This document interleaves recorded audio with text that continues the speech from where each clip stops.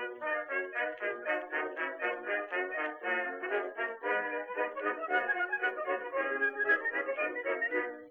to mighty London came an Irishman one day. As the streets are paved with gold, sure everyone was gay. Singing songs of Piccadilly, Strand and Leicester Square. Till Paddy got excited, then he shouted to them there. It's a long way to Tipperary, it's a long way to go. It's a long way to Tipperary, to the sweetest girl I know. Goodbye, Piccadilly, farewell, Leicester Square. It's a long, long way to Tipperary, but my heart's right there. Esto es Blistocast, no es Histocast, pero casi. Bueno, pues estamos en otro anuario de yihadismo más, en este caso pues del año 2018. Ya sabéis que lo hacemos a año cumplido. Y en este caso pues tenemos con nosotros a Carlos Igualada Tolosa. ¿Qué tal, Carlos? Hola, buenas, ¿qué tal? Un placer estar con vosotros aquí hoy. Bueno, voy a presentar a Carlos. Carlos, bueno, lo podéis seguir en Twitter, @Carlos_Igualada. Lo podéis seguir y bueno, ya veréis todo lo que es. Es licenciado en Historia por la Universidad de Alicante, es máster en Relaciones Internacionales por la Universidad Internacional de La Rioja, es especialista en Análisis de Terrorismo Yihadista por la Universidad Pablo Olavide de Sevilla y colabora en publicaciones de defensa e interior. Además es director del Observatorio Internacional de Estudios sobre Terrorismo, OIET. Y bueno, este observatorio, la página web es observatorioterrorismo.com. Si queréis seguir la cuenta de Twitter de este observatorio, es muy fácil, @terrorismo_. Así, @terrorismo_.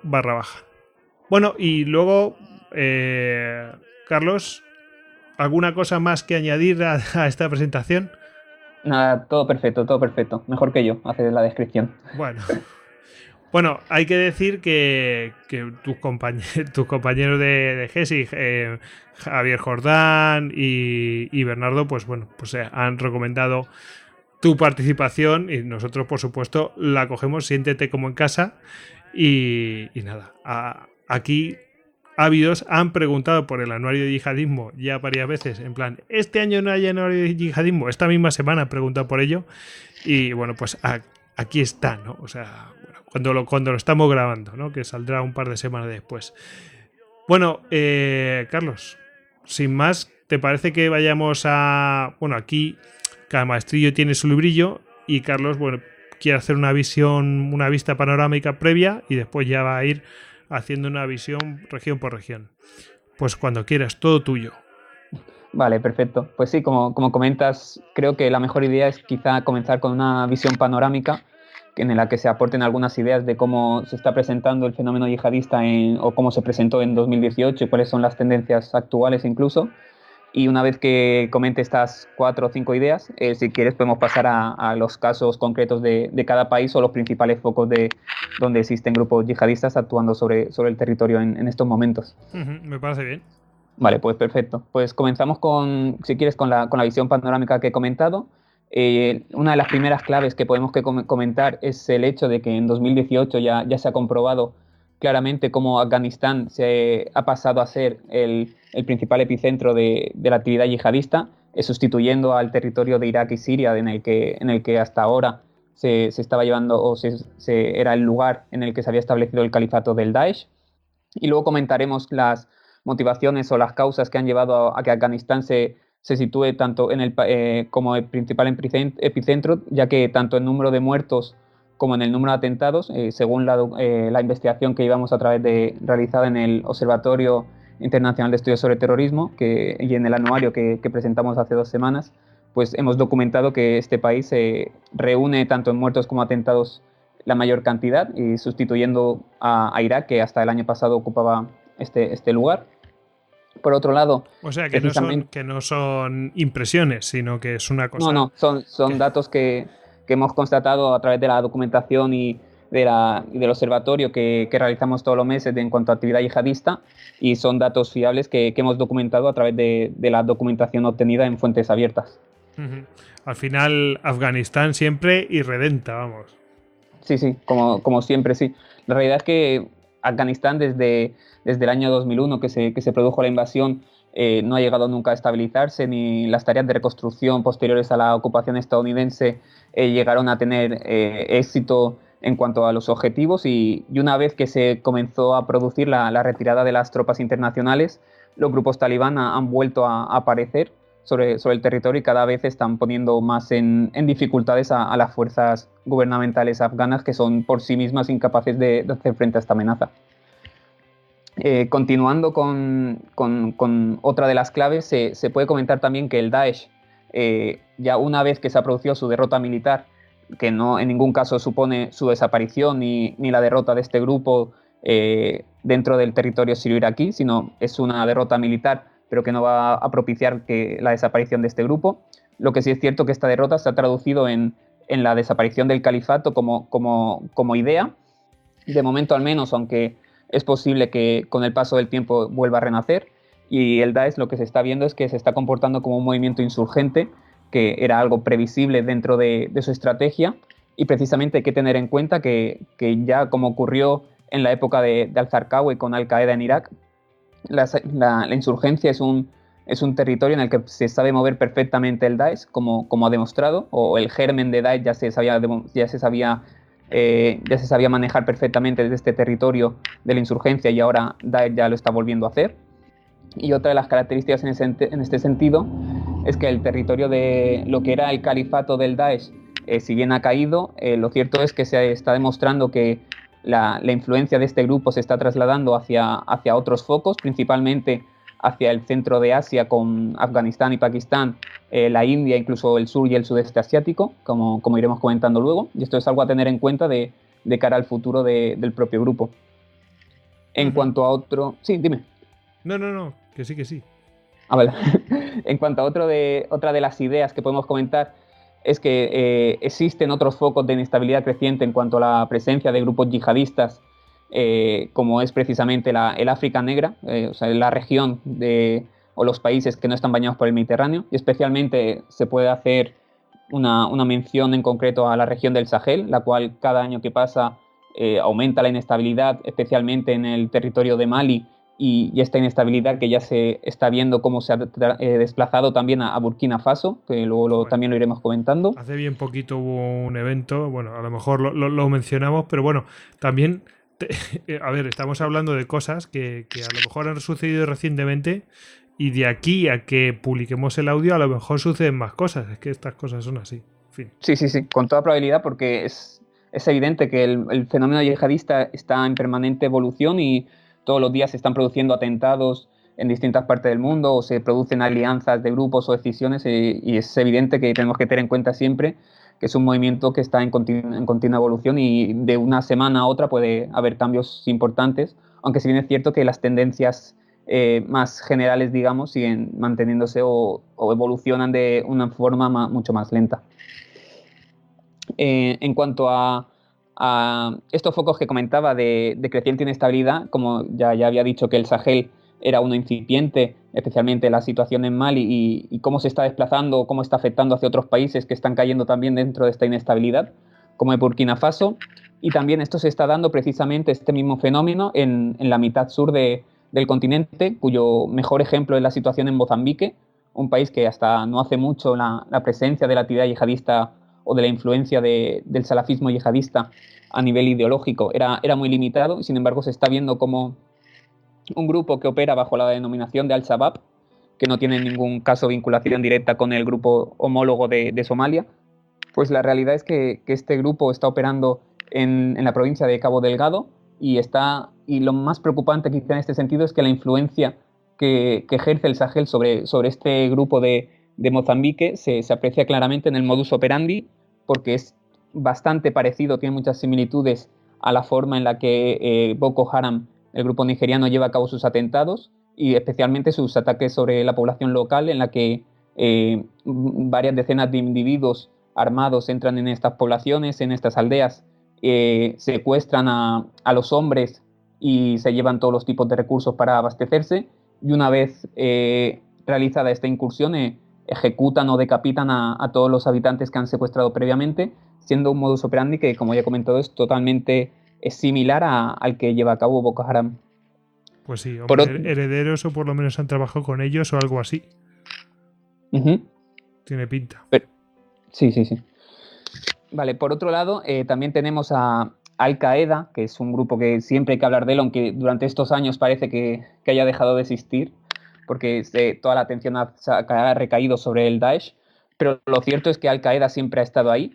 La estrategia de Al-Qaeda se ha mostrado como la más efectiva, como ya estamos viendo, porque ha sabido perfectamente dejar o desplazarse a un lado y ceder todo el protagonismo al Daesh, con el propio objetivo de saber reestructurar a la organización y de cambiar su estrategia, la cual se ha centrado en una opción, presentándose como una opción más moderada, entre comillas, bien porque viendo la violencia extrema que utilizó el Daesh durante estos años, Al-Qaeda ha visto como una buena opción presentarse como un grupo más moderado respecto a la población local, y especialmente esta situación se ha visto, esta estrategia, el éxito que está teniendo, se ve en sus franquicias regionales, que son Al-Qaeda en la península arábiga, Al-Qaeda en el Magreb Islámico y la última creada que en el año 2014, Al-Qaeda en el subcontinente indio. Y la realidad es que estas tres franquicias que están operando a nivel regional, que en cierto modo han acaparado todo el protagonismo de Al-Qaeda, porque en cuanto a su estructura central ha dejado de cometer atentados y su protagonismo es muy escaso, limitándose a emitir comunicados básicamente. Lo cierto es que estas tres franquicias lo que están demostrando es que precisamente la estrategia de Al-Qaeda está siendo la más acertada, en el sentido de que han sabido ganarse de nuevo el apoyo social que estaban perdiendo durante estos últimos años, y también esto está influenciado directamente por el hecho de que han limitado sus atentados frente a las fuerzas de seguridad únicamente, intentando evitar población civil, ¿no? Eso es, correctamente. Intentando evitar que estos daños colaterales afecten a la población civil, y es una estrategia que al fin y al cabo se está viendo que les está dando sus frutos. Claro, y a medio largo plazo le funciona. Eso es. Y ya se está viendo que está poco a poco recuperando este papel de hegemónico en cuanto a referente al movimiento yihadista que hasta no hace mucho estaba ostentando el Daesh y que le había quitado tras la proclamación del califato. Bueno, hay un par de preguntas sobre todo esto. No sé si decírtelas ahora o dejarlas al final, en plan, porque son un poco generales, entonces a lo mejor... Vale, si quieres incluirlas. Bueno, no sé, por ejemplo, claro, viendo la mutación que estamos hablando de cómo se ha sabido reconvertir un poco a Al-Qaeda, pues pregunta un oyente que se llama, vaya nombre, el Cid Violador, @ dame un byte en Twitter, dice, ¿podría mutar el Daesh y convertirse en uno o varios subgrupos, como pasó con Al-Nusra o Al-Qaeda? Sí, de hecho, Daesh se está viendo que ya está mutando. De hecho, la idea que tenían de califato la han abandonado, como he comentado antes, tras la derrota militar, y han pasado de nuevo hacia un comportamiento insurgente, como demuestran los atentados que han cometido durante el año 2018, tanto en Siria como en Irak. De hecho, la investigación que hemos realizado en el Observatorio Internacional de Estudios sobre Terrorismo, hemos demostrado que Irak ocupa el segundo país en cuanto al número de atentados y de víctimas, mientras que Siria es el tercero. Entonces, esto es la mejor evidencia de que el Daesh ni mucho menos ha desaparecido, como ha dicho que va a desaparecer, como incluso ha llegado a insinuar o a afirmar directamente el propio presidente de Estados Unidos, sino que este comportamiento hacia la insurgencia lo único que va a hacer va a seguir cometiendo atentados hacia la población civil y contra las fuerzas de seguridad, igual que sucedía en los territorios previamente a que formasen parte del propio califato. Entonces, sí, de hecho, es evidente que sí, que Daesh está mutando ya hacia este comportamiento insurgente, pero en lo que preguntan, sí, en cuanto a si se va a convertir en uno o varios subgrupos, esa opción yo creo que es más complicada que se dé, sino es más factible que el peso que tenía el califato del Daesh se traslade hacia otros focos en los que existen wilayats, que son grupos afiliados al Daesh o a través de estas provincias establecidas. Entonces yo creo que es más posible que estas wilayats, que por ejemplo se encuentran en Afganistán, en Egipto, en el Sahel, y concretamente en el tema del que estamos hablando, creo que la que más capacidad ha ganado ha sido Wilayat Khorasan, que es la que está situada a caballo entre Afganistán y Pakistán. Se ha beneficiado enormemente de la caída del Daesh, algo curioso, pero se ha beneficiado de la caída del califato porque muchos de estos combatientes que veían que dentro del territorio califal no tenían posibilidades han decidido desplazarse hacia Afganistán y Pakistán, especialmente hacia Afganistán, para seguir combatiendo bajo la bandera del Daesh en esta provincia suya. Entonces pienso que más que escindirse en otros grupos, es más posible que alguna de sus filiales, alguna de estas wilayats, acaben teniendo el protagonismo que tuvo el Daesh en cuanto a su estructura central del califato sirio-iraquí. Uh-huh. Y bueno, hay una pregunta que esta a lo mejor se puede responder rápidamente. Dice José Juan Barrios, @Juan_Barriosal. En este caso es un nombre más normal y más corriente. Dice, ¿sunitas o chiitas? ¿Quiénes son más yihadistas? ¿Quién es peor? ¿Los grupos apoyados por Irán o Arabia Saudí? Susto muerte. Sí. Lo primero sería establecer o delimitar qué son los grupos yihadistas o quiénes son, creo yo. Y una definición más sencilla en este sentido serían aquellos grupos que quieren establecer la Sharia, que es la ley islámica, como forma de gobierno mediante el uso de la violencia. Y partiendo de esta definición, sí es cierto que hay grupos tanto suníes como chiíes que tienen este propósito. Es cierto que la gran mayoría son suníes. Dentro del ámbito chií encontramos, por ejemplo, a las milicias chiíes que participaron en Irak o incluso a la rama militar de Hezbollah.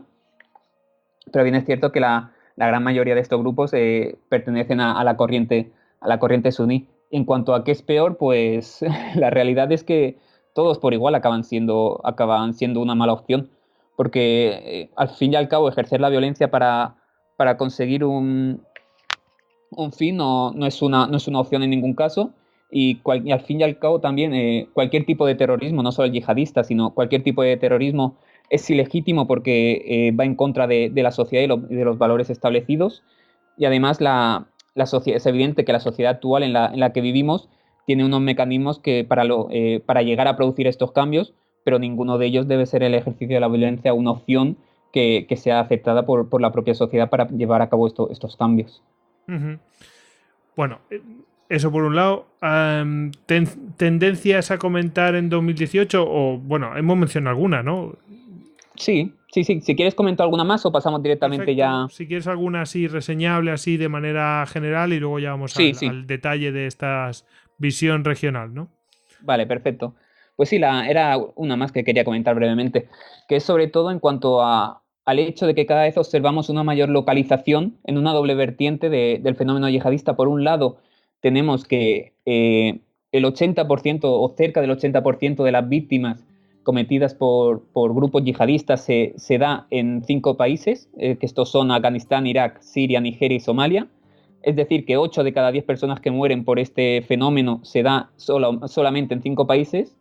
Y esto es algo a tener en cuenta, porque indica en algún forma que está muy localizado el fenómeno yihadista en cuanto a su mayor presencia, mientras que por otro lado también está esta localización, o esto que acabo de decir, contrasta de alguna forma con el hecho de que cada vez somos más conscientes de que el fenómeno yihadista tiene una mayor repercusión a nivel global, tanto en lo que concierne al número de grupos, que cada vez es más amplio, como al número de regiones que se ven afectadas por este fenómeno.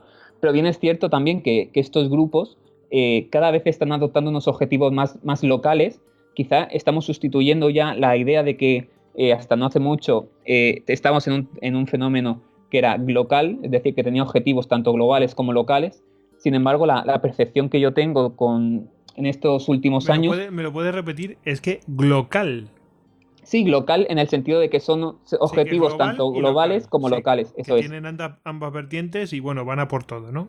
Eso es. Entonces, sobre todo, estos objetivos locales que se llamaban se atañían a Al-Qaeda por un lado y al Daesh por el otro.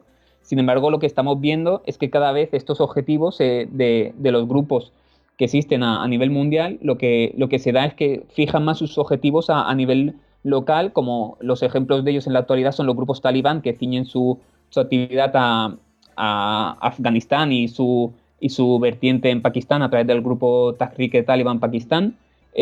Otro ejemplo de ellos es el Frente al-Nusra o Tahrir al-Sham actualmente, que se centra en Siria.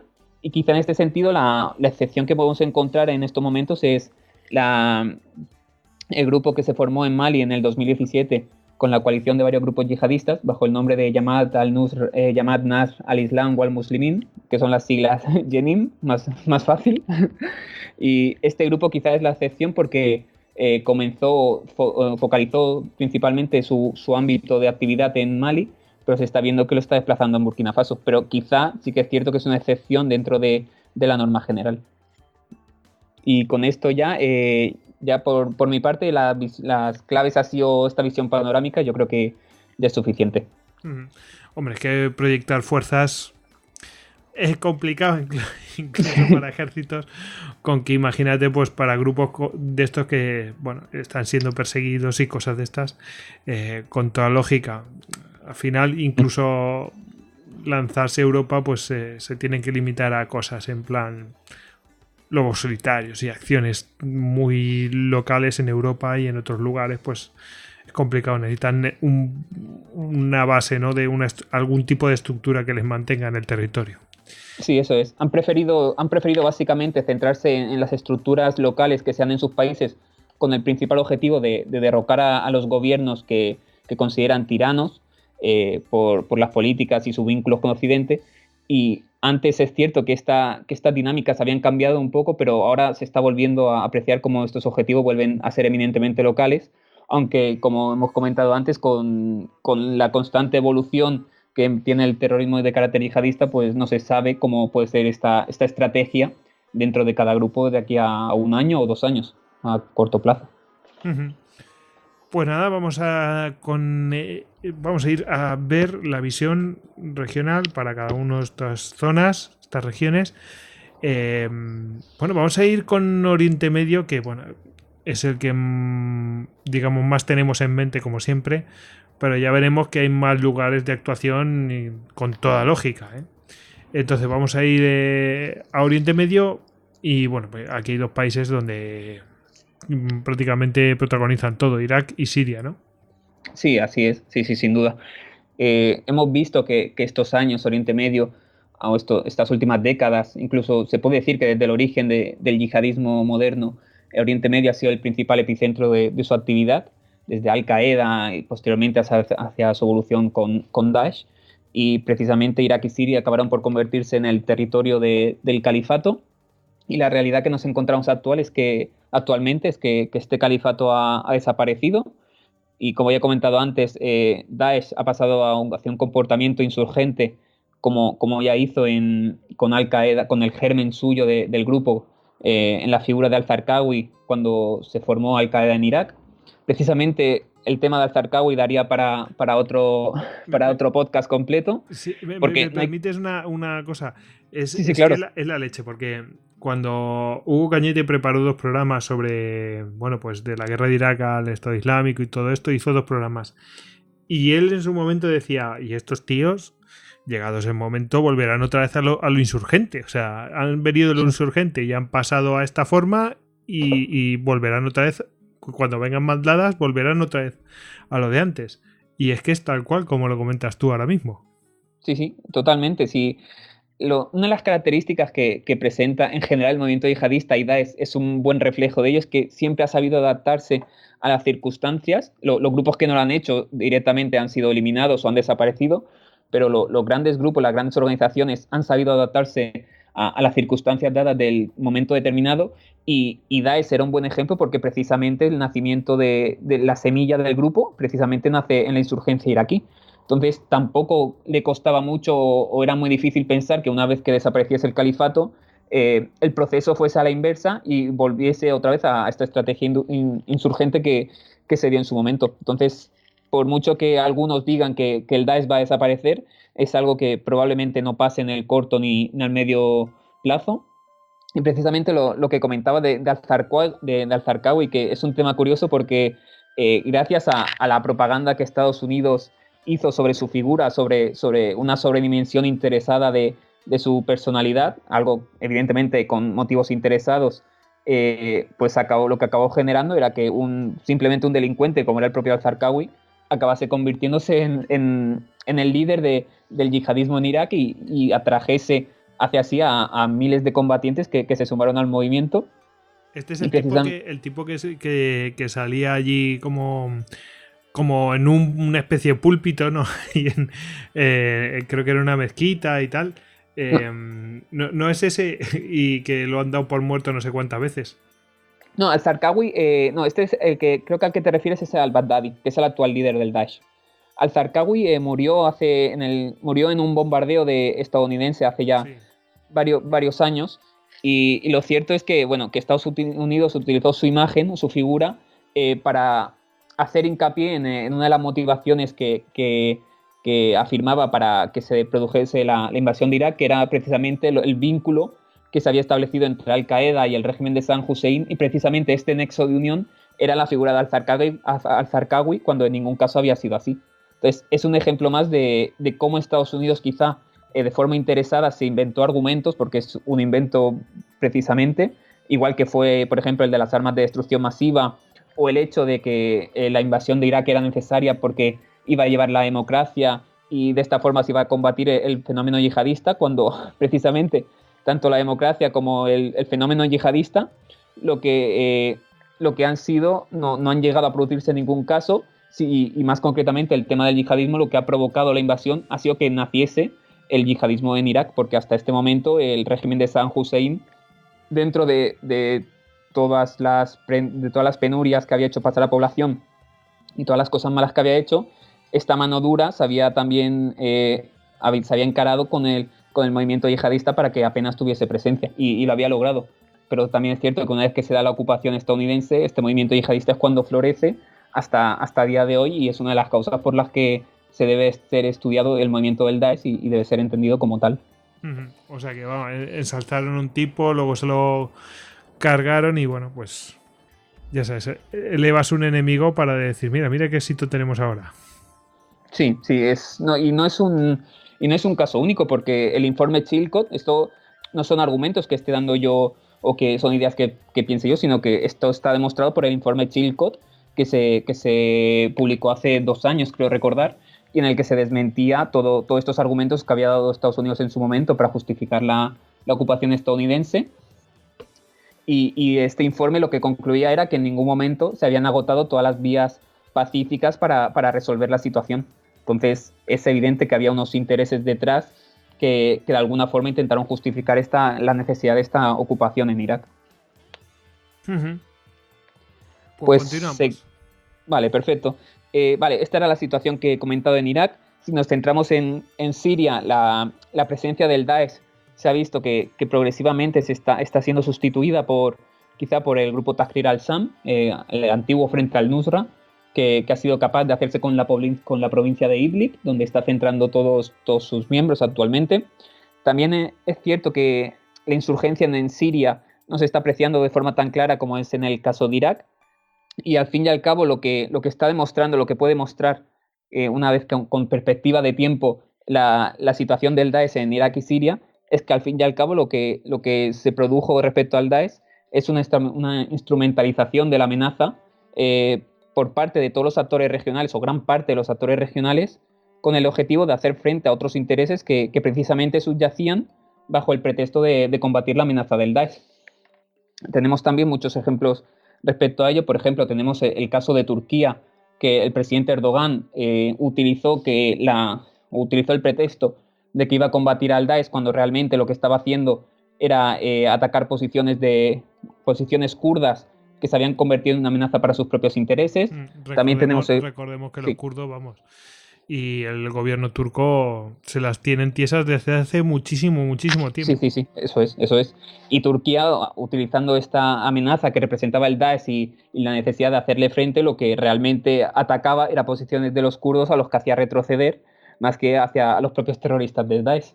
Algo parecido también sucede con Rusia, que es aliado del régimen de Al-Assad, tanto por motivos geopolíticos como económicos, por los gasoductos que hay en el país. Y luego el propio presidente Al-Assad también ha utilizado esta excusa de hacer frente al Daesh para sus propios, o con el objetivo de poder cumplir sus propios intereses. Y un ejemplo de ello es que precisamente con la excusa de bombardear posiciones del Daesh, lo que se estaba haciendo era atacar a los grupos rebeldes. Y otro ejemplo que encontramos en este sentido es que el propio Al-Assad, no hay que olvidar que en el momento en el que se comenzaron las protestas en Siria y las revueltas dentro del contexto de las primaveras árabes, lo que hizo el presidente fue liberar a todos los presos yihadistas que estaban en ese momento en las cárceles sirias, con el objetivo de atomizar de alguna forma estas revueltas y así tener una justificación para poder reprimirlas duramente. Entonces tenemos una situación en la que al fin y al cabo el Daesh ha llegado a ser lo que es y ha tenido tanta capacidad porque los propios actores implicados en hacerle frente lo han utilizado como herramienta de alguna forma, para poder llegar a sus propios intereses. Oye, pues mira, teníamos aquí una pregunta que venía a decir, es de Rafael Ruiz Gallardón. Dice, ¿cuál ha sido la contribución de los kurdos en la lucha contra el yihadismo? Porque claro, aquí todo el mundo se ha aprovechado de que a río revuelto, ¿no? El caos y Salader, ¿no?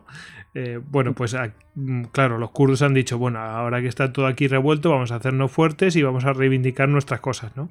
Y claro, también Turquía ha dicho, oye, a estos tíos, bueno, hay que parar los pies, están cogiendo mucho poder, y como tú has comentado, pues ha aprovechado para zurrarle a los kurdos, también Turquía, y bueno, pues pero realmente los kurdos han hecho tanta aportación en la lucha contra el yihadismo en este último año. Sí, sin duda. Uno de los actores clave en la lucha contra el Daesh y en motivar o en ocasionar parte o se puede decir que los kurdos han sido un actor clave en cuanto al hecho de poner un límite a la ofensiva del Daesh, ya que precisamente en el momento en el que se encuentra Daesh o intenta expandirse por la zona de influencia kurda, es cuando precisamente se produce el momento de giro en cuanto a Daesh, que comienza a adoptar a partir de ese momento una posición defensiva. Y sí se puede decir que con total seguridad que los kurdos han sido uno de los actores que han participado en la batalla frente al Daesh, cuyo objetivo principal era defender sus intereses territoriales, que una amenaza totalmente directa para sus intereses y para su supervivencia, porque la intención de Daesh era llegar hasta a hacerse con el control de todo este territorio kurdo, tanto en Irak como en Siria. Y lo cierto es que desde el primer momento en el que se sintieron amenazados, se mostraron como uno de los rivales más fuertes a los que Daesh tuvo que hacer frente, y de hecho salió derrotado en los envites que tuvieron en los que se enfrentaron. Entonces sí, sin duda alguna, los kurdos han sido un actor clave en este conflicto y sobre todo en hacer retroceder al Daesh. Y apoyados, no hay que olvidar también que los kurdos recibieron en su momento el apoyo de Estados Unidos, y posteriormente, una vez que el Daesh ya ha dejado de convertirse, al parecer, en una amenaza para la seguridad internacional, igual que le mostraron este apoyo, los han vuelto a abandonar, pese a sus reivindicaciones territoriales y demás, que a saber cómo van a evolucionar de nuevo en los próximos años, pero es evidente que sobre todo Turquía no va a ceder en ningún caso a estas aspiraciones territoriales. Y a Estados Unidos le interesa tener a Turquía de aliado, es obvio. Eso es. Turquía puede cambiar de acera tranquilamente. En fin. Pues nada, seguimos si quieres en esta región. Vale, perfecto. Si quieres ya pasamos, como hemos comentado ya, a la situación en Irak y Siria. Podemos pasar, si quieres, ya a la siguiente. Nos centramos en Afganistán. O sea, lo que sería Asia Central ya. Sí, eso es. No, iríamos hacia Central. Podemos analizar un poco la situación entre Afganistán, Pakistán y la India. Sobre todo nos vamos a detener en Afganistán, porque como ya he comentado es obligatorio por el hecho de que se ha convertido en en el país donde se ha producido mayor número de atentados y de muertes como consecuencia de la actividad yihadista.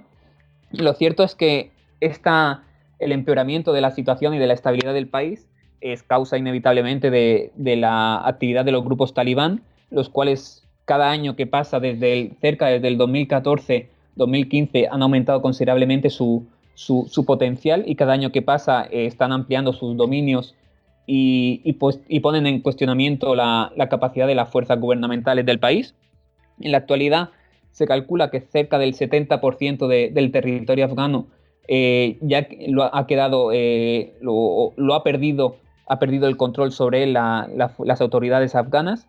Es decir, que o bien parte ya ha pasado directamente al control talibán o actualmente está bajo disputa, y es un indicador de la situación actual, porque el hecho de que haya perdido el 70% del control sobre el territorio es un dato evidente de la situación actual en la que el gobierno está siendo incapaz de hacer frente a esta amenaza. Sí, y algunas totalmente, podríamos decir, bueno, en el caso de Irak, cuando sucedió aquello, vamos, poco menos que Estados Unidos depuso, bueno, poco menos no, lo hizo, depuso no me acuerdo cómo se llamaba, pero depuso al gobernante allí que había en Irak, y en este caso lo que pasa es que es un territorio muchísimo más difícil de controlar.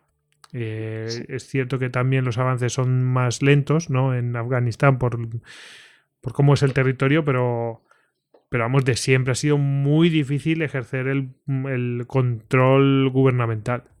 Sí, eso es. Sí, eso es algo a tener en cuenta. Es muy importante porque Afganistán es un país donde existen muchas tribus, muchas alianzas locales que precisamente son las que acaban ejerciendo el poder o el liderazgo a nivel territorial. Y sí es cierto que siempre ha habido dificultades por este perfil. Siempre ha existido dificultades para que el gobierno llegue a ejercer el control sobre todo su territorio. Pero también es cierto que... algún apunte. Sí, el que quiera averiguar más, Josep Baqués hizo un programa con nosotros y vamos, ahí se trata en profundidad toda esta diversidad que es una cosa de locos, y la trayectoria pues más reciente, que bueno, pues es el Histocast 147, ¿vale? Vale, perfecto. Pues sí, comentaba eso, de que esta situación lo que ha hecho es que Afganistán en estos momentos se encuentra en una situación muy similar, si no peor incluso, al momento en el que los talibán llegaron al poder a finales del siglo XX. Es una situación que no es muy distinta a la que se está dando ahora en cuanto a la evolución y a la capacidad territorial que está teniendo estos grupos. Y por otro lado también esta situación, si cabe, todavía se ha empeorado por la presencia de lo que ya comentaba antes, del grupo vinculado al Daesh de Wilayat Khorasan, que si bien es cierto que tiene mucha menor presencia y no tiene la misma capacidad que los grupos talibán, también tienen potencial suficiente como para mermar tanto a las fuerzas de seguridad como para perpetrar atentados hacia la población civil. Y precisamente una de las diferencias entre Wilayat Khorasan y los grupos talibán es este modus operandi, porque los talibán durante los últimos años están intentando centrar sus objetivos de ataque sobre las fuerzas de seguridad a través de emboscadas en puestos de control, los checkpoints, puntos fronterizos. Y por su parte, Wilayat Khorasan no tiene ningún problema en perpetrar atentados directamente hacia la población civil, y concretamente como se produjo en 2018 con numerosos atentados en Kabul, la capital del país, porque la repercusión que tiene este tipo de atentados a nivel mediático es mucho mayor que la que están ejerciendo o la que puede llevar a cabo un atentado cometido contra las fuerzas de seguridad en un puesto de control en una zona rural, que es precisamente como actúan los talibán, porque están buscando ese avance progresivo por el territorio, el cual controlan una vez que lo ocupan, y mientras que al fin y al cabo Wilayat Khorasan lo que está buscando es ese protagonismo a nivel mediático que se traduzca de alguna forma en aumentar sus capacidades en cuanto a recursos humanos como logísticos. Y por otro lado, a ver si no, yo creo que ya en la parte de Afganistán ya hemos hecho un poco el esbozo de la situación. Bueno, se puede comentar también que así me van surgiendo ideas, que la rivalidad que están teniendo actualmente Wilayat Khorasan con los grupos talibán ha llegado a tal punto que se han dado enfrentamientos directos entre ambos grupos, no tanto quizá como el que está manteniendo Al-Shabaab con el Estado Islámico en Somalia en estos momentos, pero sí es cierto que la rivalidad entre los grupos talibán y Wilayat Khorasan es bastante fuerte. Incluso en algunas zonas que consideran ambos de zona de influencia se han llegado a producir escaramuzas con militares, con escaramuzas armadas.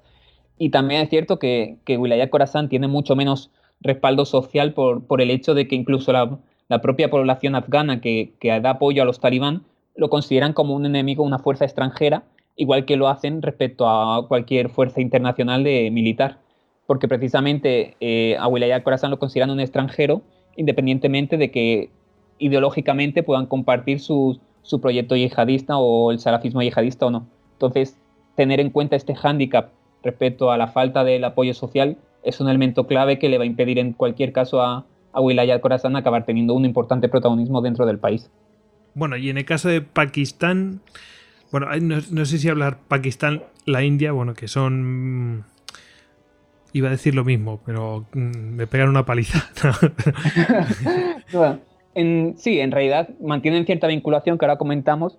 Así, de forma aislada, solo podemos comentar que en Pakistán quizá tiene una importante presencia el grupo de la facción de los talibán en Pakistán, que es Tehrik-e-Taliban Pakistán, y aunque sí es cierto que con una mucha menor capacidad respecto a su facción en Afganistán.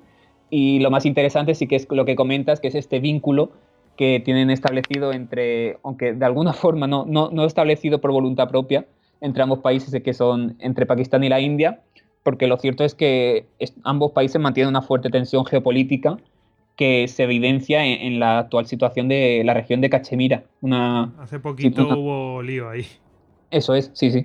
Es una región que actualmente está, o gran parte está bajo control de la India, pero que por motivos geopolíticos Pakistán reivindica, y precisamente en relación a ello lo que hace Pakistán o India acusa a Pakistán de que utilizan a estos grupos yihadistas para desestabilizar la región de Cachemira con unos fines interesados, evidentemente. Y la realidad es que tiene gran parte de razón India cuando afirma tal cosa, porque está demostrado que la mayoría de estos grupos que operan en Cachemira tienen su sede principal o su epicentro de actividad se encuentra en Pakistán. Entonces, este vínculo del que acusa a Pakistán y el nexo que establece con los grupos yihadistas tiene parte de fundamento en ello. Y algunos de estos grupos que operan sobre el territorio son Lashkar-e-Taiba, los propios talibán en Pakistán, que ya he comentado, Lashkar-e-Jambi también tiene algo de influencia, pero sobre todo el grupo que más presencia tiene en la región es Jaish-e-Mohammed, que es el principal referente en Cachemira en cuanto a la actividad yihadista, y gran parte de los atentados que se cometieron en 2018 y en años anteriores están vinculados a este grupo. Aunque tampoco hay que olvidar que también intentan tener influencia en la región tanto Al-Qaeda en el subcontinente indio, la franquicia regional de Al-Qaeda, como el propio Wilayat Khorasan que he comentado antes, con sede que está a caballo entre Afganistán y de Pakistán. Por lo tanto, el esbozo de la situación que encontramos en esta región de Cachemira es evidentemente inestable y va a continuar así porque, de hecho, como has comentado ya, esta rivalidad que mantienen ambos países ha llegado a darse en el ámbito militar con las incursiones que se produjeron en estas últimas 2 semanas. Bueno, pues nada, todo el mundo a comprar búnkeres, a excavar cosas, en fin, por si acaso... Al final nunca llega la sangre al río, pero bueno, como... Por lo menos en ese sentido, ¿no? El de potencia nuclear, pero bueno, sí, sus combates sí que los han tenido a mucha altitud, vamos. En fin. Sí, eso es uno de los riesgos que de cara a la comunidad internacional o la preocupación que existe por este conflicto es precisamente eso, que ambos países tienen capacidad nuclear. Entonces es algo que cambia considerablemente el panorama dentro del conflicto regional que mantienen ambos. Desde luego, fricciones entre potencias nucleares las ha habido, pero como las que se tienen Pakistán e India, vamos, años luz. Eso sí que es...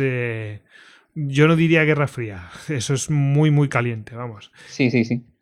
Pues bueno, la mantienen desde hace varias décadas, pero es cierto que durante estos últimos años está adquiriendo unos tintes mucho más bélicos que las tensiones que han mantenido durante las últimas décadas. Sí. Aunque no estaba recogido inicialmente para esta región, pero sí que pregunta, por ejemplo, nuestro compañero Tony, @LordCirencester en Twitter, dice: ¿ha habido novedades en China con los uigures? Y, por ejemplo, también Juan David Mora Peña dice: ¿cuál es la situación de China con el terrorismo y por qué nunca vimos ataques contra ellos? ¿No será que los chinos no dejan que salga? En fin. Pues sí, las dos cuestiones se pueden relacionar una con la otra, precisamente porque el terrorismo de carácter yihadista que puede influir de alguna forma a China procede de la etnia de los uigures, una etnia musulmana cuyo principal o que reclama de alguna forma sentirse más identificado con Asia Central que con los propios valores de China. Las novedades que se han dado en este año 2018 es que principalmente muchos de estos uigures acabaron en campos de reeducación debido a que las autoridades chinas así lo decidieron, y cada vez se está apreciando que las políticas dentro del país son más contrarias a los intereses de los propios uigures, como demuestra su reducción del propio culto, o el hecho también de que cada vez se están dando más desplazamientos de población hacia la región controlada o de influencia uigur, y en estos momentos, incluso en la propia región de su influencia, se han convertido ya en una minoría, ya han pasado a ser el 45% de la población. Uh-huh. Entonces, lo cierto es que en este sentido, y viendo la situación de la población uigur, Daesh, como siempre, y siendo consciente de esta situación, llevó a cabo varios llamamientos para que todos ellos se uniesen a la yihad y se sublevasen contra el régimen de su país. Y de hecho muchos uigures, lo que se ha visto es que se han desplazado, han respondido a esta yihad y se han desplazado a combatir tanto en el califato del Daesh directamente en Siria o Irak, o se han desplazado a algunas de sus provincias en Asia Central. Entonces, lo cierto es que en estos momentos, una vez que se ha producido la caída del califato del Daesh, está por ver si estos uigures deciden volver a su territorio para continuar allí con la yihad, como está sucediendo, por ejemplo, en el sudeste asiático, del que luego hablaremos, o deciden de alguna forma trasladarse a otras provincias del Daesh para seguir desde allí, continuando también con la labor que tenían pensado. Uh-huh. La cuestión es si después darán otro paso más y volverán con todo lo aprendido. Eso es. En fin. Sí. Sí, eso también China en eso está haciendo mucho. También es otro de las justificaciones quizá que está teniendo China, o que para reprimir todavía con más fuerza al movimiento uigur, y es cierto que hay que estar muy pendiente de cómo evoluciona el fenómeno, pero lo cierto es que China con estos temas siempre ha tenido una mano dura y difícilmente permita que surjan focos en cuanto a actividad yihadista o de este tipo dentro de su propio país. Eso te iba a decir. La verdad es que esto no se anda con historias, y en ese sentido funciona muy a la antigua usanza pues de la Unión Soviética. Si tienen que mover población, mueven población, en fin, no se andan con tonterías. La verdad es que sí. No se andan con chiquitas, en fin. ¿Pasamos de región? Perfecto. Pues venga, vamos a ir aquí, que está... Iba a decir muy interesante, entre comillas, el tema de la mitad de norte. Claro, que hablamos de cosas muy chungas, ¿no? Pero la verdad es que hay movimiento allí, ¿no? La mitad del norte de África, Magreb, Sahel, Cuerno de África, en fin. Sí, totalmente. Es una de las zonas que se está mostrando más inestable y con mayor número de movimientos en cuanto a la actividad yihadista durante los últimos años. Podemos comenzar por el Magreb, una región que tras la aparición del califato del Daesh parecía que iba a sufrir más cambios en cuanto a la vinculación que la mayoría de grupos o la hegemonía que tenía Al-Qaeda en el Magreb islámico en esta región parecía que iba a verse alterada por la presencia de Daesh, porque muchos grupos de esta región sufrieron escisiones que juraron lealtad al Daesh, y parecía que esta hegemonía de Al-Qaeda iba a ser sustituida. Sin embargo, con el paso de los años, y a pesar de que el Daesh consiguió hacerse fuerte en zonas como en Libia, o tener una importante presencia en Egipto, en la península del Sinaí, de la cual hablaré luego, lo cierto es que con el tiempo se ha demostrado que el arraigo que tenía Al-Qaeda, como ya hemos comentado antes, con su estrategia y el respaldo social hacia Al-Qaeda en el Magreb islámico, lo que ha evidenciado es que Daesh en ningún momento ha sido capaz de penetrar ese arraigo que ya existía previamente, y esto le ha permitido a Al-Qaeda de alguna forma mantener el liderazgo en el norte de África.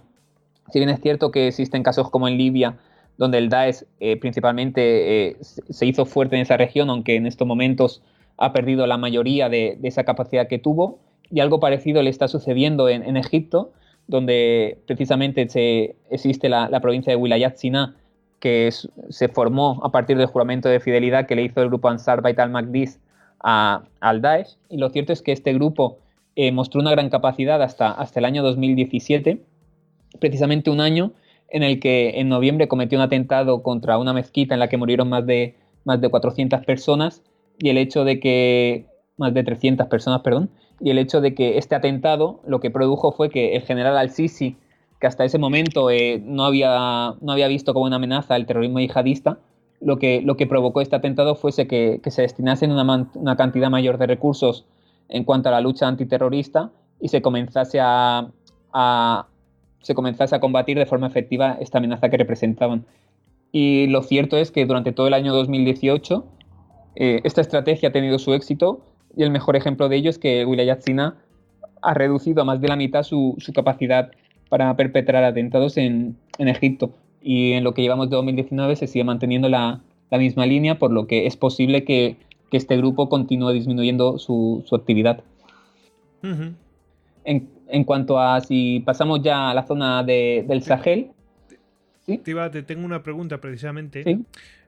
Bueno, no sé si ver primero los problemas y después efectivamente hacer la pregunta, porque la pregunta más bien es frente a esos problemas, ¿qué hacer, no?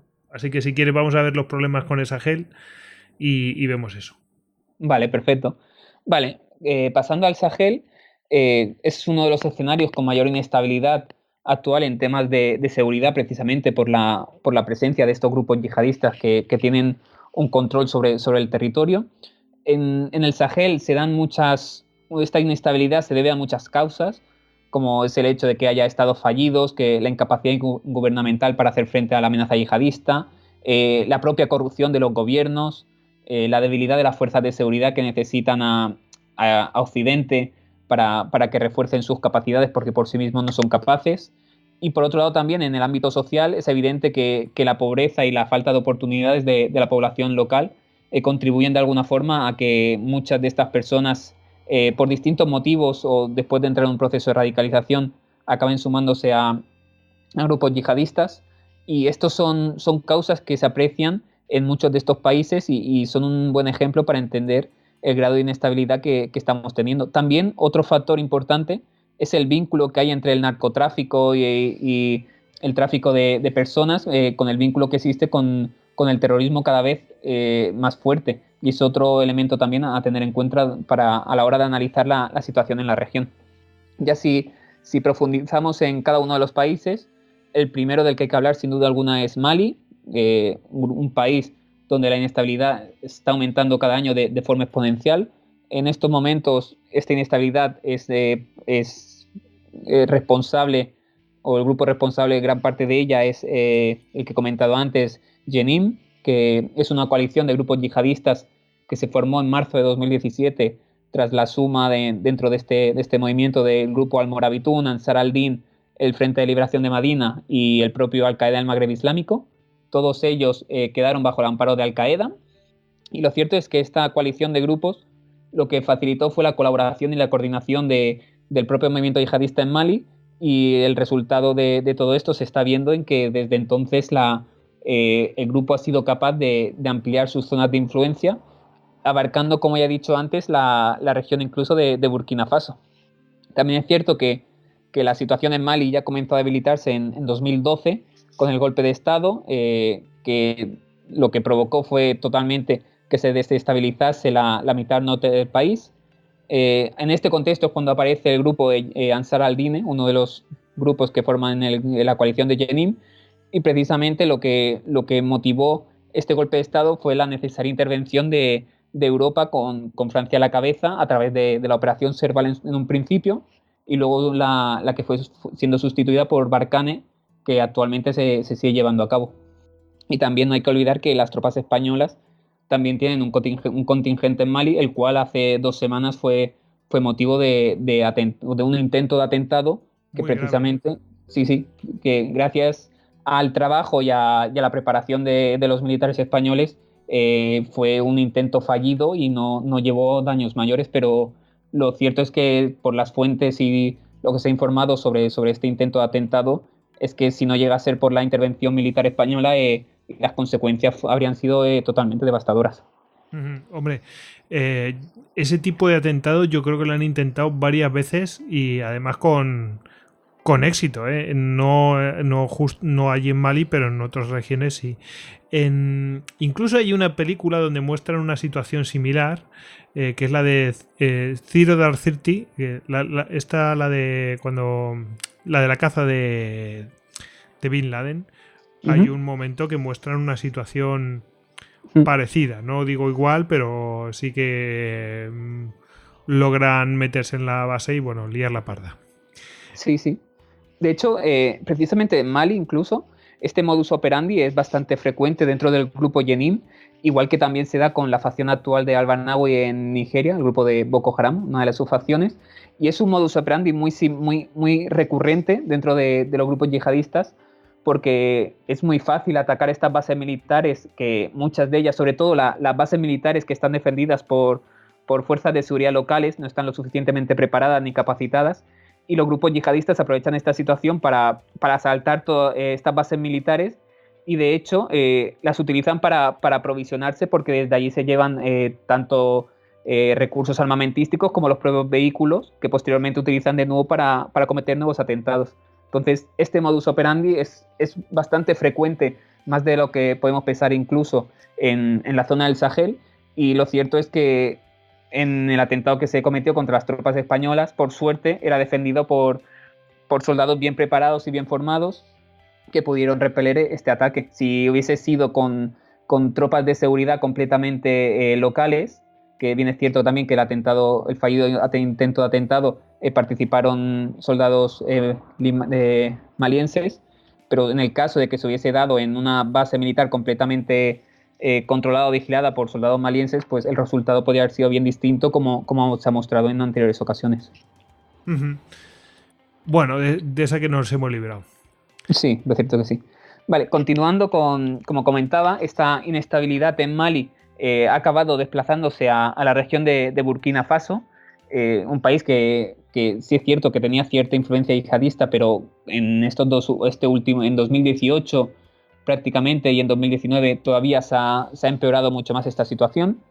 Actualmente operan varios grupos yihadistas sobre el territorio, entre los que destaca el propio Jenim, también Ansarul Islam, un grupo que centra su área de influencia en Burkina Faso, así como el Estado Islámico del Gran Sáhara, un grupo también vinculado al Daesh en esta región que tiene una importante presencia y también reivindica algunos otros atentados dentro de este territorio. También lo cierto es que la capacidad de estos grupos cada vez es mayor, y ya evidenciamos en 2018 y seguimos comprobando en estos 3 meses de 2019 que la capacidad de estos grupos en Burkina Faso sigue ampliándose, y también es posible que la situación de no ser capaces las fuerzas de seguridad de poner las medidas adecuadas, es posible que en 1 año o en 2 años nos encontremos en una situación muy parecida a la que se está dando ya en Mali. Tengo una pregunta sobre el tema del Sahel. Dice Félix Lancho, @Félix Lancho, dice: ¿qué políticas se están llevando a cabo en el Sahel para erradicar a estos grupos?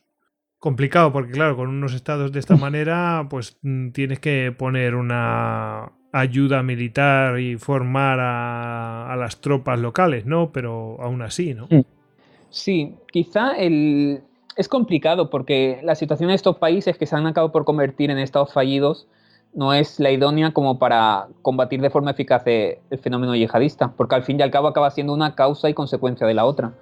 Pero lo cierto es que quizá en muchas ocasiones se hace más hincapié en la respuesta militar, cuando quizá es evidente que la respuesta militar siempre debe tomarse como una medida a la hora de hacer frente al yihadismo y al terrorismo que ejercen estos grupos. Pero es cierto que en ocasiones quizá también otras vías, como es posiblemente la educación o el apoyo a la sociedad, preguntarse qué son las causas que llevan a que los ciudadanos de a pie acaben pasándose a filas yihadistas, simplemente por el hecho de que pueden tener dinero para alimentar a sus hijos, o motivaciones de este tipo a nivel social, influyen en muchas ocasiones, y lo cierto es que siempre se mira más a la respuesta militar cuando quizá hay que hacer también hincapié en otras medidas en este sentido. Pero bien es cierto que la situación de estos países no es la idónea como para intentar tomar otras medidas, sino responder más fácil quizá, o la respuesta más inmediata es responder mediante la fuerza para erradicar a estos grupos. Uh-huh. Bueno, pues pasamos al Cuerno de África. Vale, sí, si quieres comento también brevemente la situación antes en el entorno del lago Chad, que Okay. precisamente donde está el grupo Boko Haram, que uno de los mayores, no, de los mayores, no, precisamente el grupo yihadista más letal de toda África. Hasta antes de la aparición del Daesh, se convirtió en el grupo más letal de todo el mundo. Lo cierto es que en estos momentos este grupo, que tiene presencia en Nigeria, Camerún, Chad y el propio Níger también, lo cierto es que este grupo está en una situación más debilitada que en el año 2017 o a finales de 2017, cuando las ofensivas de la Fuerza de Seguridad, como por ejemplo la toma del bosque de Sambisa, que se había convertido en un santuario de este grupo donde se refugiaban tras sus atentados. Y por otro lado también las escisiones que se han dado en este grupo debilitaron en un momento determinado a la capacidad del grupo en su conjunto, pero lo cierto es que en este 2018 ya se ha hecho una clara diferenciación entre estas dos facciones. Comento brevemente para que los oyentes lo entiendan. Se dio una escisión dentro del seno del grupo. Por un lado, se sustituyó al líder, o el Daesh decidió sustituir al que había sido hasta este momento el líder, Abu Bakr Sekau. Lo decidieron sustituir por Abu Musab al-Barnawi, y precisamente este cambio no sentó nada bien a Abu Bakr Sekau, quien decidió iniciar su propio camino, por así decirlo, seguido de parte de los miembros de Boko Haram. Y de esta forma encontramos, por un lado, el grupo liderado por al-Barnawi, que ha pasado a denominarse el Estado Islámico en África Occidental, mientras que por otro lado tenemos la facción de Sekau, que han mostrado ambas una trayectoria bien distinta desde entonces, desde el momento en el que se produjo esta separación. Por un lado tenemos la facción vinculada al Daesh, este Estado Islámico de África Occidental, que ha centrado su actividad sobre las fuerzas de seguridad, con ataques sobre bases militares, como ya hemos comentado antes, similares al caso de Mali, atentados contra patrullas militares. Para resumir, estos tipos de atentados se han centrado sobre las fuerzas de seguridad, mientras que la facción de Sekau está en una posición todavía mucho más debilitada y prácticamente centra su capacidad o sus acciones en atacar a aldeas y poblados en las que su único objetivo es abastecerse de recursos que le garanticen su propia supervivencia. Y lo cierto es que la facción de Sekau está mucho más debilitada que la otra, liderada por al-Barnawi, la cual se está mostrando mucho más capaz, y de hecho se está beneficiando de atacar estas bases militares porque se llevan todos los recursos militares que existen precisamente en estos recintos. Y de hecho una noticia que ha salido hace 2 semanas, o esta última semana incluso, fue que precisamente la facción del Estado Islámico en África Occidental ha sufrido un cambio en el liderazgo, siendo sustituido Abu Musab al-Barnawi por también otro al-Barnawi, en este caso Abu Abdullah al-Barnawi. Las primeras fuentes que informan al respecto dicen que esto no ha supuesto un cambio drástico dentro de la organización, sino que al-Barnawi, el que era el líder, lo ha aceptado sin ningún tipo de problemas, no como hizo Sekau. Y lo cierto es que dicen que, al parecer, este cambio no ha supuesto ningún giro drástico dentro de la propia organización, aunque habrá que ver cómo evoluciona de cara al futuro con este nuevo liderazgo y los motivos que han llevado al Daesh a ejercer este dominio y el cambio dentro de la propia organización. Uh-huh. Para que veamos que en todos los lugares cuecen habas. Que destituciones, sí, cambios, pues ahora me enfado, me voy con el cesto de las chufas, en fin, tremendo. Sí. Pues ya, si parece bien, nos dirigimos al Cuerno de África, precisamente o concretamente a la región de Somalia, donde el grupo por excelencia en este territorio es Al-Shabaab, un grupo que precisamente tiene una trayectoria bastante similar a Boko Haram en cuanto a su trayectoria de altibajos, por así decirlo. De hecho, hasta el año pasado, los 2 últimos años, se han llegado a afirmar en alguna ocasión que en algún momento alguno de estos dos grupos ha estado casi erradicado, cuando la realidad es totalmente distinta, está mostrando una capacidad todavía muy, muy fuerte. E incluso Al-Shabaab se está mostrando cierto resurgimiento o cierto incremento de su capacidad, como incluso llegan a mostrar a través de sus incursiones en territorio de Kenia. Traspasan la frontera de Somalia y llevan a cabo en Kenia, particularmente lo centran sobre la región de Mandera, básicamente, aunque tampoco hay que olvidar que en enero llevaron a cabo un atentado en la capital keniana de Nairobi, contra un hotel en el que murieron cerca de una veintena de personas. Y precisamente lo que muestran estos atentados es que Al-Shabaab tiene una capacidad enorme, tanto para infiltrarse dentro del territorio de Kenia como para cometer atentados en el propio país sobre el que actúa. Y lo cierto es que Al-Shabaab presenta una peculiaridad en cuanto al modus operandi, porque es un grupo que no tiene ningún tipo de reparo, tanto en cometer atentados contra la población civil, hacia las fuerzas de seguridad, incluso, sobre todo, hacia fuerzas políticas, algo que no es muy frecuente dentro del movimiento yihadista que a nivel global, de lo que podemos observar, porque si analizamos el modus operandi de Al-Shabaab, encontramos que durante el año llevan a cabo distintos atentados contra personalidades políticas, contra parlamentarios, contra gobernadores locales y a través de distintos tipos de explosivos, bombas lapa que meten debajo de los coches, o incluso a través de morteros que llegan a lanzar, como fue en el año 2018, donde se llevaron a cabo varios intentos de atentados de atacar el Palacio Presidencial mediante el lanzamiento de morteros que impactaron en los alrededores, pero que en ningún caso llegaron a afectar a algo más. Y esto es importante tener en cuenta porque también, en cierto modo, demuestra la capacidad del grupo para hacer frente a todos los enemigos que tiene dentro del país. Y precisamente uno de sus enemigos es el Estado Islámico de Somalia, un grupo vinculado al Daesh, que le juró lealtad en el año 2014 y que precisamente surge dentro de una escisión del propio Al-Shabaab, una escisión muy pequeña de 200 o 300 individuos que se calcula que se sumaron al Daesh en el momento de su auge. Y lo cierto es que en ningún momento el Estado Islámico en Somalia, que se focaliza en la región de Puntland, lo cierto es que en ningún momento representa una amenaza para la capacidad de Al-Shabaab, que es mucho mayor tanto a nivel logístico como armamentístico, como en el número de hombres. Y a finales de diciembre de 2018, ambas organizaciones se declararon la guerra mutuamente, y lo cierto es que Al-Shabaab se ha tomado en serio esta declaración y ha atacado distintas posiciones del Estado Islámico en Somalia y le ha hecho perder gran parte de los territorios que hasta este momento tenían. Bueno, pues ahora nos toca irnos a otra región, a la mitad sur. En concreto vamos a ir a Mozambique. Y yo la pregunta que me hago lógica es, esto ha ido poco a poco bajando, pues Somalia, Kenia, bueno, terminamos en Mozambique. Sí, así es. De hecho, es evidente que lo que comentas, que se aprecia claramente la influencia que están ejerciendo y la presión que ejercen los grupos del Sahel hacia la mitad sur del continente, lo que sin duda es una amenaza porque en esta mitad sur existen grandes poblaciones de musulmanes que pueden ser radicalizados y pueden acabar surgiendo de ahí otros grupos de carácter yihadista. Lo cierto es que esta influencia, como también he comentado antes, donde mejor se ve es en el caso de Mozambique y en el grupo de Al-Shabaab Mozambique, que precisamente gran parte de su modus operandi, a través de ataques sobre aldeas y poblados para abastecerse de recursos y en donde ejecutan a la población local, tiene mucha relación con el caso de Boko Haram, y precisamente el caso de Mozambique es el mejor ejemplo de esta expansión de la influencia yihadista hacia el sur del continente.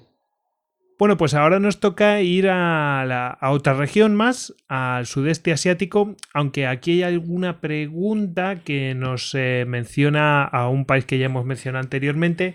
Alberto Echeverry, @de_Echeverry en inglés, THE Echeverry, en Twitter, nos dice: avance y grandes eventos en Asia, Filipinas, Indonesia, China, ya lo hemos mencionado, y nos dice Franz von Utrichen, @homo regalosus. ¿Cómo va el tema en Filipinas? Vale. Pues estas preguntas vienen a colación precisamente de lo que iba a comentar o de lo que tenía pensado comentar en el sudeste asiático, porque el hecho de que también pregunten por Indonesia, por Filipinas, también se puede ampliar estos países a Malasia, a Singapur. Es un ejemplo de que el movimiento yihadista dentro del sudeste asiático presenta unas características muy peculiares en las cuales el dinamismo y la coordinación entre los distintos grupos que operan a nivel local y regional tienen unos vínculos muy fuertes entre ellos y es complicado encontrar una analogía similar en cualquier otra región porque estos vínculos son tales que incluso se han llevado a cabo atentados o se han planificado atentados coordinados por distintos individuos que pertenecen a estas organizaciones terroristas y han colaborado sin ningún tipo de problema. También es cierto que esta coordinación, si teniendo en cuenta que ya se producía años atrás, lo cierto es que una vez que se ha producido la llegada de la influencia de Daesh, la cual ha desbancado en cierto modo a Al-Qaeda en esta región, ya que, por ejemplo, teníamos el caso de que antes con Al-Qaeda el principal grupo en la región era Yema Islamiyah, pero que sin embargo lleva varios años en los que apenas tiene cierta relevancia su actividad.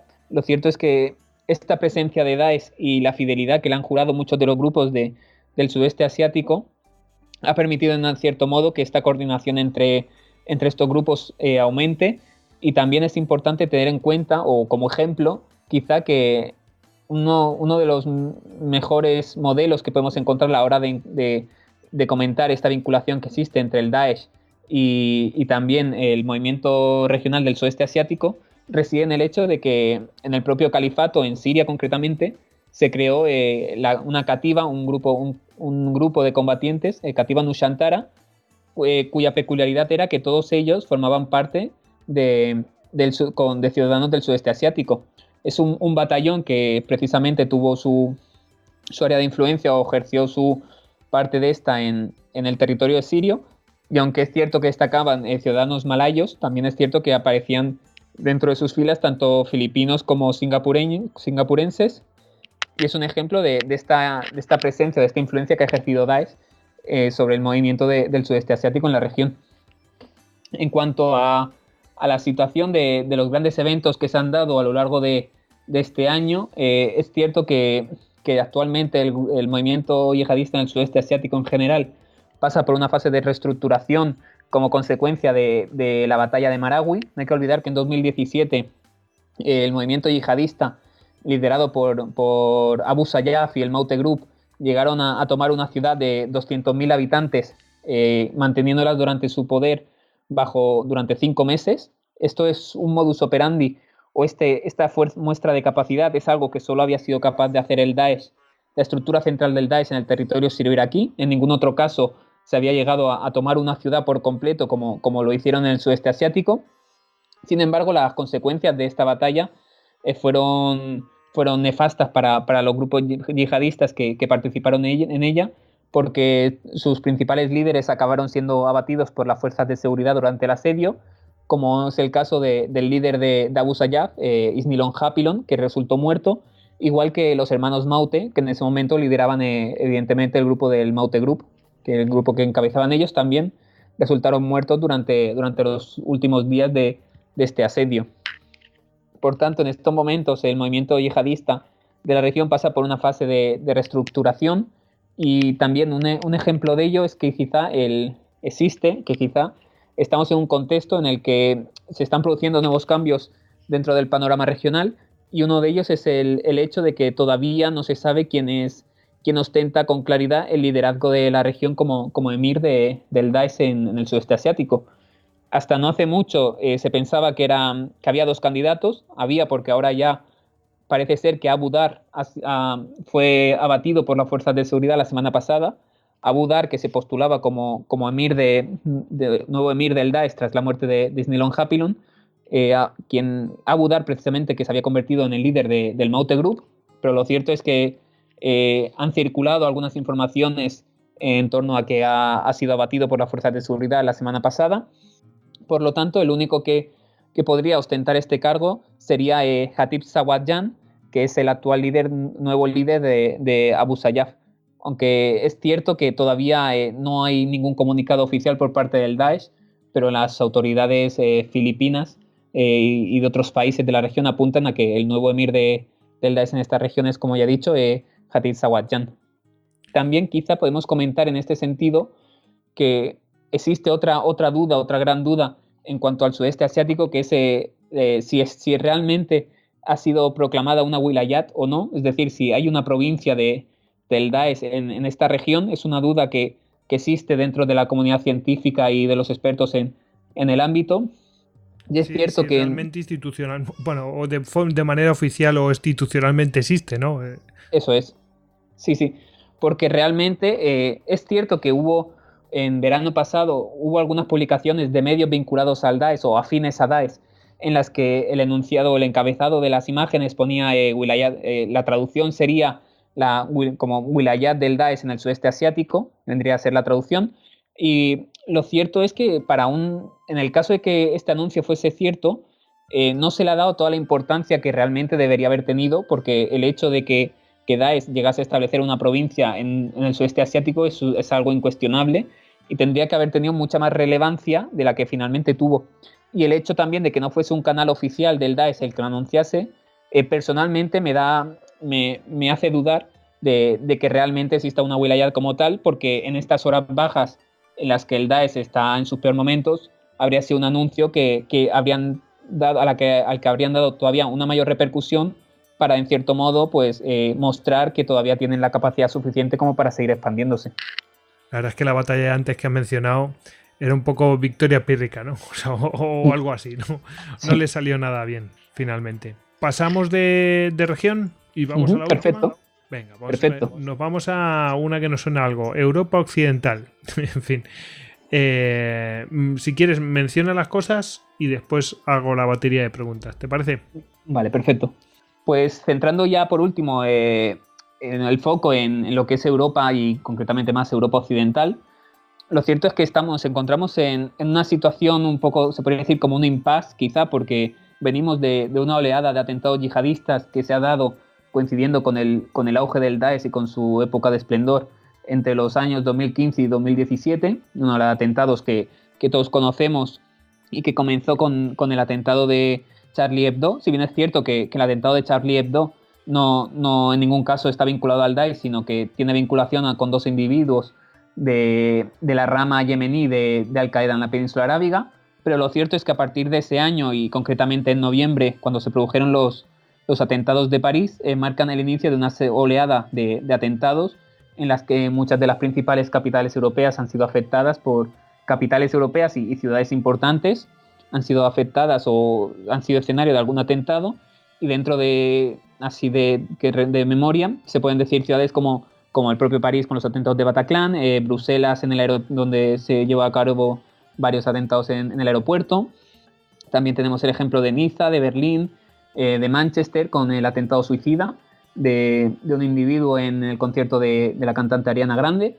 Y también, por último, el último gran atentado que se ha cometido en nuestro entorno o dentro de Europa Occidental es el propio que se dio en Barcelona y Cambrils. Desde entonces, y en todo este 2018, es cierto que se han llevado 6 atentados, hemos documentado nosotros en la actividad yihadista del Observatorio Internacional de Estudios sobre Terrorismo, y de estos 6 atentados, el que mayor letalidad ha tenido fue el que se cometió en el mercado de Estrasburgo en diciembre, y provocó 5 víctimas. Lo cierto es que si se comparan estos números con el panorama que tenemos a nivel global, es prácticamente insignificante, pero también es cierto que esta amenaza que presenta el yihadismo para Europa Occidental es una amenaza que hasta este momento, hasta estos últimos años, nunca había sido tan visible como se puso de manifiesto en esta oleada que he comentado. Entonces es también un elemento a tener en cuenta, y no hay que dejar de valorar el hecho de que se produzcan menos víctimas porque la amenaza sigue siendo importante también para la sociedad occidental, y es muy importante en este sentido, sobre todo, que se sepa enfocar bien y que no se sobredimensione la amenaza que representa el yihadismo, porque puede ser incluso contraproducente a la hora, o los efectos que puede provocar en la sociedad el hecho de que se sobredimensione la amenaza que realmente representa. En cuanto a... Podemos comentar también dentro de Europa que el modus operandi que utilizan los los yihadistas para atentar es completamente diferente al que se percibe en otras regiones del mundo. Dentro de Europa estamos en un momento en el que se percibe que existe una escasa sofisticación de la forma en la que se llevan a cabo estos atentados. Siempre estamos acostumbrados a que se den durante los últimos años atentados con vehículos que atropellan a gente o con individuos que armados con un cuchillo intentan asesinar a todas las personas que se encuentran en su camino. Pero bien es cierto también que es mucho más complicado que dentro del entorno europeo se lleven a cabo atentados con explosivos, aunque tenemos ejemplos como el de Manchester o precisamente el plan original de los atentados de Cataluña, que no hay que olvidar que si se llega a perpetrar de la forma que tenían pensado los terroristas, habría sido completamente una masacre. Por otro lado, y ya para ir acabando, podemos comentar que dentro de Europa las amenazas a las que hay que hacer frente en el futuro más inmediato se proceden en dos vertientes quizá. Por un lado tenemos el tema de los retornados, los foreign fighters que están dispuestos a volver una vez que se ha producido la caída del Daesh y de su califato. Lo cierto es que muchos de estos foreign fighters, todos ellos vuelven con unas capacidades y unas habilidades militares mayores de las que tenían cuando se fueron. Posiblemente también vuelvan con un grado de radicalización mucho mayor del que tenían en el momento en el que partieron y por tanto, por estos factores es muy importante que se haga un seguimiento y se controle el retorno de todos ellos, porque pueden representar una amenaza muy seria en el caso de que quieran volver o pretendan cometer atentados a su vuelta.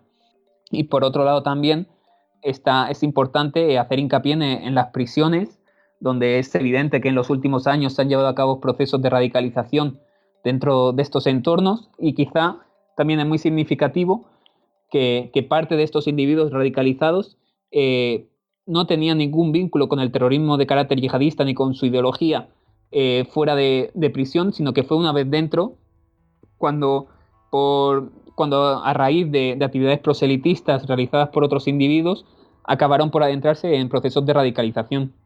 Y precisamente estos procesos se acabaron por dar en el entorno de las prisiones.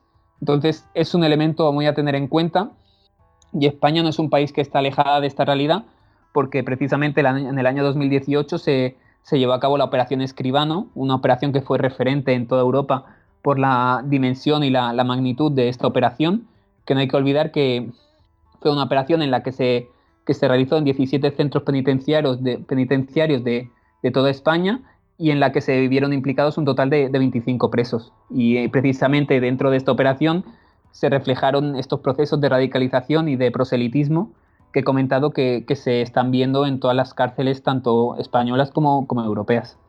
Bueno, la verdad es que una de las preguntas yo creo que ya está respondida. Es una pregunta de Álvaro, @alrodri82. Dice, ¿qué se plantea hacer con los yihadistas y sus familias con nacionalidad europea que están en Siria?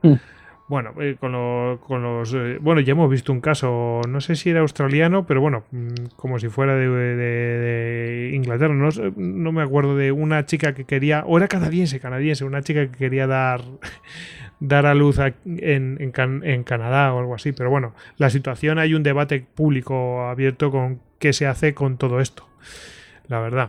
Sí, la realidad que es un debate que está puesto sobre la mesa en estos momentos, y es una situación muy complicada sobre la que hay que decidir, porque es complicado encontrar una solución a este problema, especialmente con los yihadistas, con los que son terroristas que han llegado a combatir bajo las filas del Daesh. Es evidente lo que hay que hacer con ellos, que es hacerles un juicio y que acaben en prisión, teniendo en cuenta también el tema de los procesos de radicalización que estamos teniendo. Es algo también que quizá afecta directamente, con toda seguridad.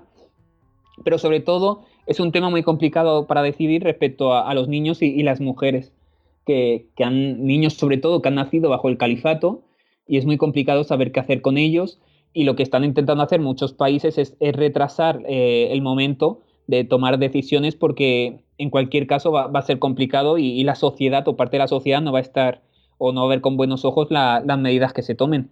Y es cierto que debido a ello lo que estamos viendo es que cada país está adoptando unas políticas distintas en este sentido, como por ejemplo tenemos Reino Unido, que la semana pasada salió un nuevo caso, pero que ha habido muchos más, en los que lo que ha hecho ha sido retirar la nacionalidad a algunas de estas personas que se desplazaron al califato.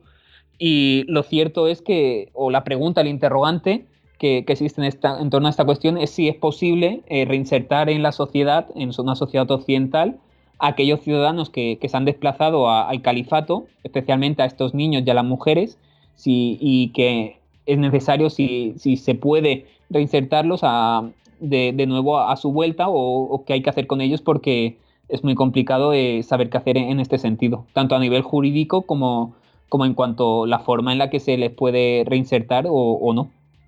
Porque está habiendo también un poco de polémica, no sé si en Europa, pero bueno, ha salido casos australianos, ¿no?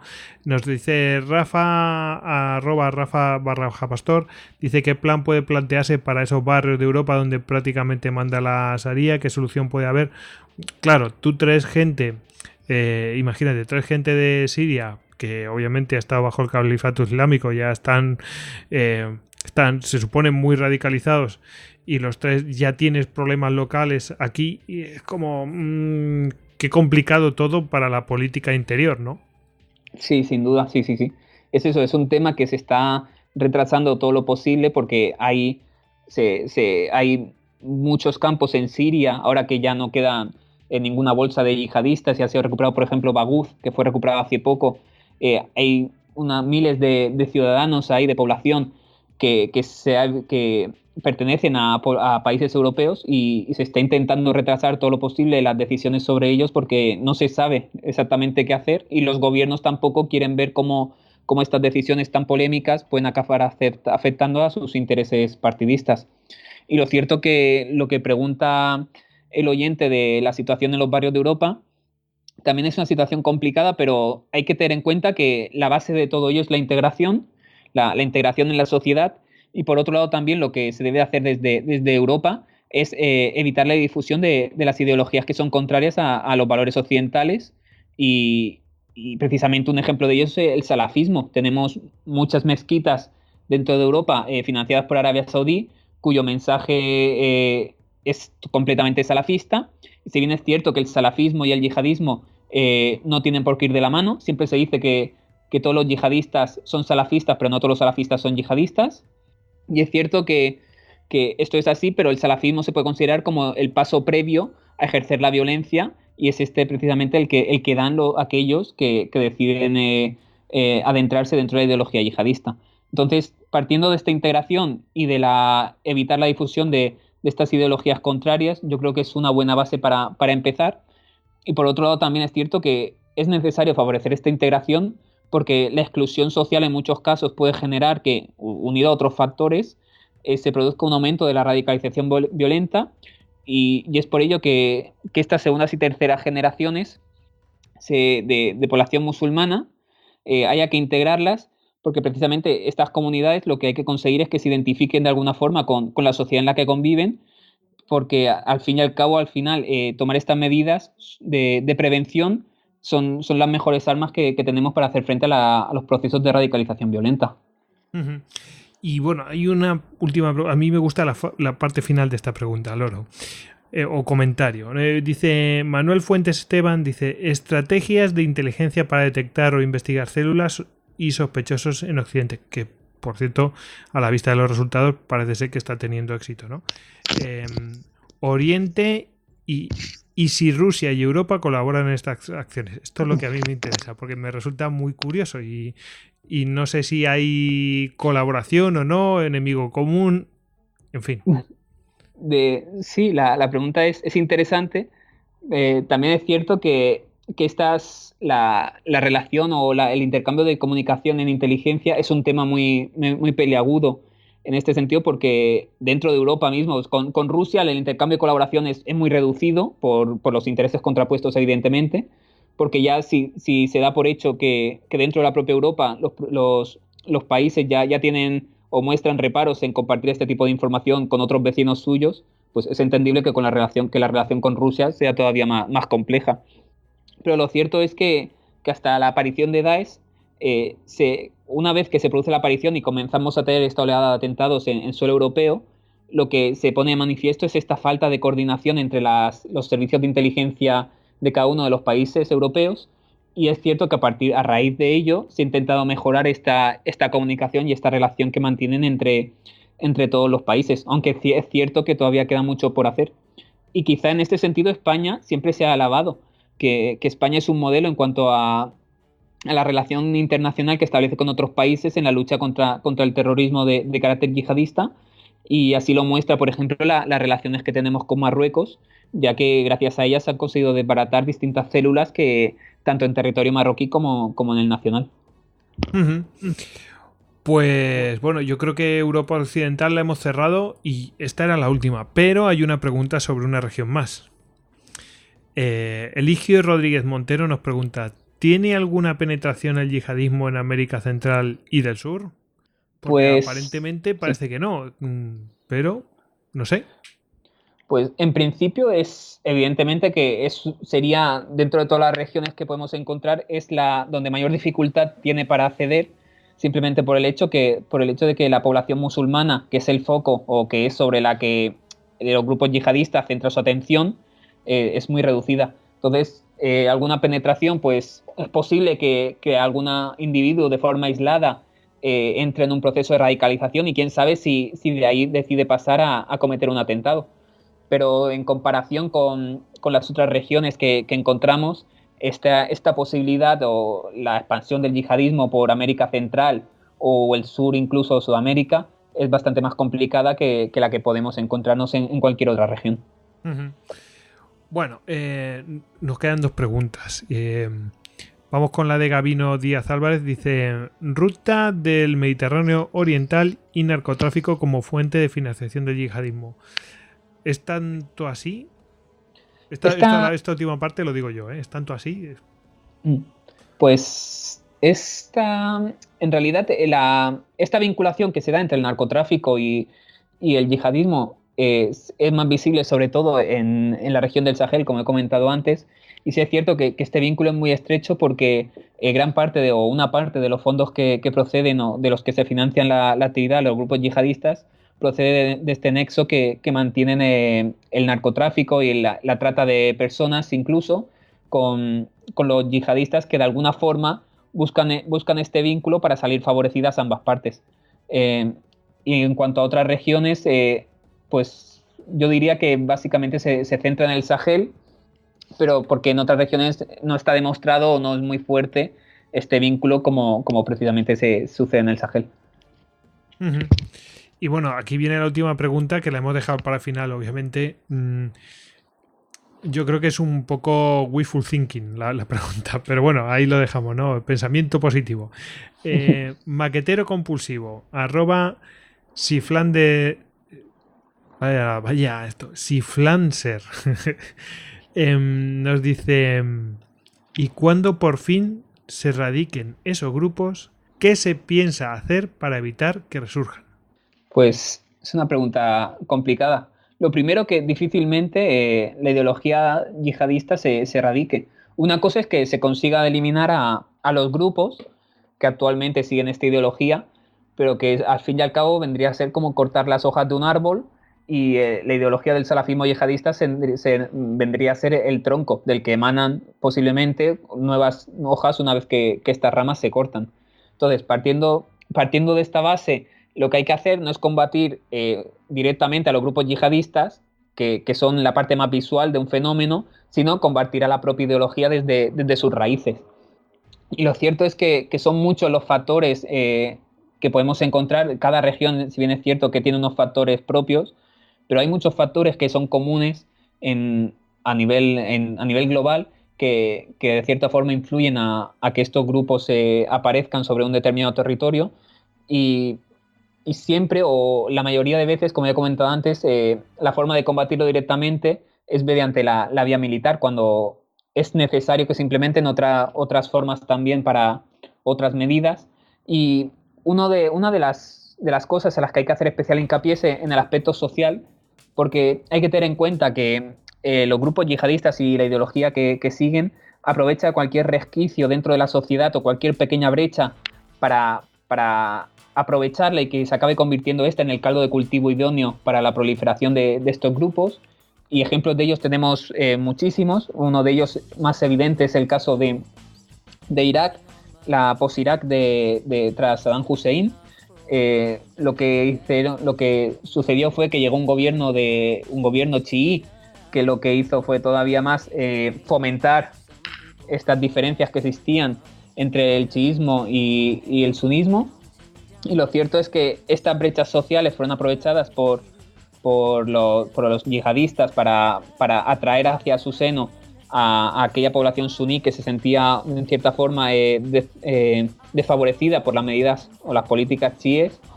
Y es un ejemplo quizá de este sectarismo, que cómo se benefició los grupos yihadistas de este sectarismo. Y es cierto que cada región tiene unas particularidades, pero lo cierto es que hay que hacer más hincapié en combatir, en resumen, hay que hacer más hincapié en combatir a la propia ideología del salafismo yihadista, más que a los grupos yihadistas, porque estos van y vienen, una vez que se puede erradicar uno puede desaparecer, pero en su lugar va a aparecer otro con otras siglas distintas, pero que al fin y al cabo acaban compartiendo la misma ideología. Entonces, en el momento en el que se quiera realmente poner fin a este tipo de terrorismo, es necesario que se haga más hincapié en sus bases ideológicas y en la base de inspiración para todos estos individuos y grupos que existen. Uh-huh. Pues hombre, si no cortas la fuga de aguas, te seguirás mojando por mucho que estés con la fregona recogiendo agua, ¿no? Es que es así. En fin. Bueno, pues nada, hemos llegado al final y nada, darte las gracias, Carlos, por estar con nosotros aquí en Histocast. Y ya sabéis, lo podéis encontrar a Carlos Igualada Tolosa en Twitter, @Carlos_Igualada. Como también lo podéis encontrar en el Observatorio Internacional de Estudios sobre Terrorismo, OIET. Y la página web es observatorioterrorismo.com. Y la cuenta de Twitter del observatorio es @terrorismo_. Y ya está, @terrorismo_. Bueno, pues Carlos, un placer haberte tenido con nosotros. Muchísimas gracias. Es un placer para mí poder hablar durante 1 hora y media de estos temas. Ya sabes que aquí no... A lo mejor en otros medios es más complicado porque están más ceñidos a un horario, etcétera, etcétera. Y aquí simplemente el horario pues lo fijamos en los contenidos y el tiempo que nos da la vida. Nuestras obligaciones diarias. Así que nada, pues un placer y bueno, pues a ver si el año que viene pues repetimos. Desgraciadamente tendremos que repetir porque es un problema que no tiene pinta de que se vaya a acabar, como decimos todos los años. Sí, así es. Pero bueno, volveremos el año que viene. Pues nada, hasta luego, Carlos. Un abrazo, gracias por todo.